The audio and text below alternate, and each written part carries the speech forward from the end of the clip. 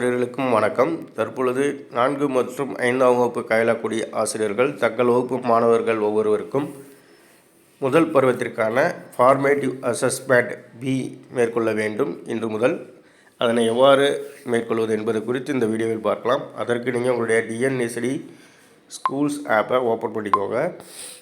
Open செய்து ஆசிரியர்கள் தங்களுடைய இண்டிவிஜுவல் யூசர் ஐடி பாஸ்வேர்டு கொடுத்துட்டு லாகின் செஞ்சுக்கோங்க.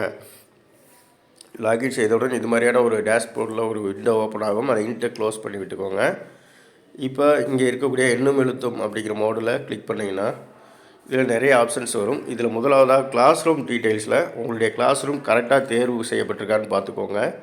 அப்படி தவறுதலாக இருந்தால் நீங்கள் அதை மாற்றம் செஞ்சுக்கலாம். இப்போ என்னுடைய கிளாஸ் ரூமில் தவறுதலாக தேர்வு செய்யப்பட்டிருக்கு. இப்போ அதை நான் மாற்றம் செய்வதற்கு இங்கே மேலே பார்த்தீங்கன்னா இதில் 2 ஆப்ஷன் கொடுத்துருக்குறாங்க, மோனோ கிரேடு மல்டி கிரேடுன்னு. நீங்கள் 2 வகுப்புகளை தேர்வு கையாளக்கூடிய ஆசிரியராக இருந்தீங்கன்னா மல்டி கிரேடை செலக்ட் பண்ணிக்கோங்க.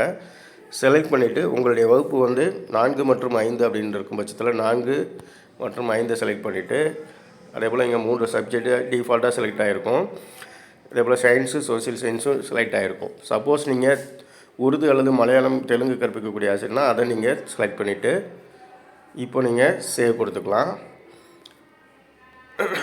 இப்போ நீங்கள் சேவ் கொடுத்துட்டு அதன் பிறகு உங்களுடைய ஃபார்மேட்டிவ் அப்படிங்கிற ஹெட்டிங்க்கு போங்க.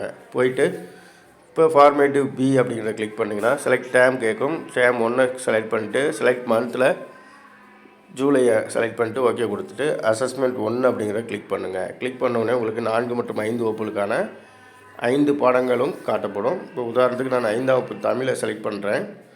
இப்போ அந்த வகுப்பினுடைய மாணவர்கள் பெயர்கள் காட்டப்படும். அதில் ஒவ்வொரு மாணவர்களுக்கும் நேரே நாட் அசஸ்டட் அப்படின்னு காட்டுது. நம்ம இதுவரையும் அசஸ்மெண்ட் பண்ணாதனால நாட் அசஸ்டட்னு காட்டும். இப்போ ஸ்டார்ட் அசஸ்மெண்ட்டை கிளிக் செய்தவுடன் அந்த மாணவர்களுக்கு உரிய கேள்விகள் தோன்றும். ஸோ இந்த கேள்விகளை மாணவர்களை படிக்க செய்து அதனுடைய ஆன்சரை நீங்கள் கேட்டு அதை சரியான ஆன்சரை தேர்வு செய்யணும். சப்போஸ் இந்த மாணவன் வரலை அப்படின்னா அதை ஸ்கிப் டு அப்படின்றது கிளிக் செய்த உடனே 2 ஆப்ஷன் வரும். இதில் என்னென்னா இன்றைக்கி ஆப்ஷன் தான் இருந்தால் ஆப்ஷன் டுடே கொடுங்க. அப்படி இல்லைன்னா லாங் ஆப்ஷன் கொடுத்துட்டு சப்மிட் கொடுத்துருங்க. கொடுத்த உடனே அடுத்த மாணவருக்கு பேர் வரும். ஸோ இவ்வாறாக ஒவ்வொரு மாணவருடைய இதுக்கு நேராக ஓப்பன் செய்து அவங்களுடைய நாட் அசஸ்டட்ன்றதை கிளிக் செய்திங்கன்னா இந்த மாதிரி கேள்விகள் வரும். அதில் சரியான ஆன்சர் அவனுடைய கேட்டு அதை நீங்கள் தேர்வு செய்து சப்மிட் ஆன்சர் கொடுக்க வேண்டும். இவ்வாறாக ஒவ்வொரு மாணவர்களுக்கும் நீங்கள் ஃபார்மேட்டிவ் அசஸ்மெண்ட் முடிக்க வேண்டும். நன்றி.